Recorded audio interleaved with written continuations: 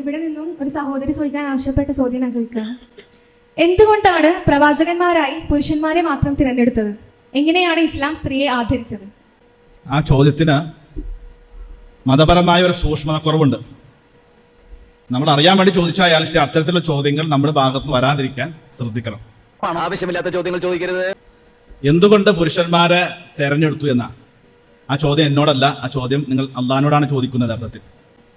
അപ്പൊ ആ ചോദ്യം ഒരു വിശ്വാസിയുടെ ഭാഗത്തുനിന്ന് വരാൻ പാടില്ല. അതെവിടുത്തെ ന്യായം? യുക്തി ലക്ഷ്യം നമുക്ക് അറിയില്ല. അത് ബാക്കി അതിനുവേണ്ടി നമ്മൾ കണ്ടെത്തുന്ന ഏത് ഉത്തരങ്ങളും ഒരു പക്ഷേ ആ ഉത്തരങ്ങൾ അല്ലെങ്കിലോ അള്ളാഹ് പുരുഷന്മാരെ തിരഞ്ഞെടുക്കാൻ പ്രവാചകന്മാരാക്കാൻ കണ്ടെത്തിയ മാർഗം.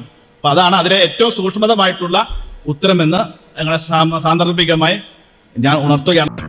എവിടെയോ എന്തോ ഒരു തകരാറ് പോലെ.